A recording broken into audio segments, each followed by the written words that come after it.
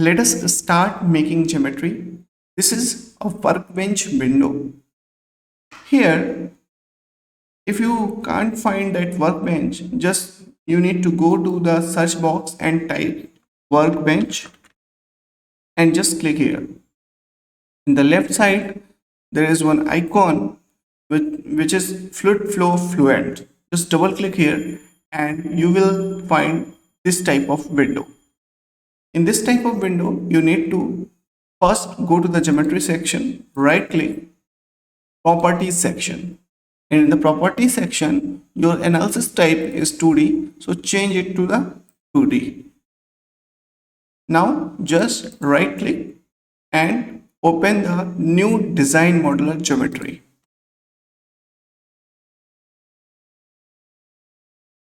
Just wait for a second. The design modular will open.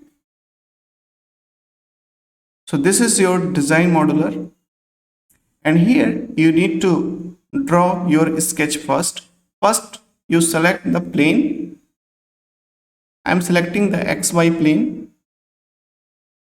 So this is the XY plane. And here you need to start your sketch. But before that, let us revisit our geometry. So this is basically our geometrical model. This is a rectangular cavity of 0.8 meter height and 0.02 meter width.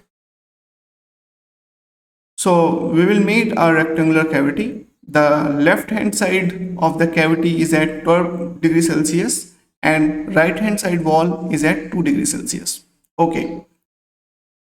Let us again go to the geometry section. And here we will draw the scene. Here is the rectangle. Just click on the rectangle. And here is the point P is hovering. So from here, just draw a rectangular cavity.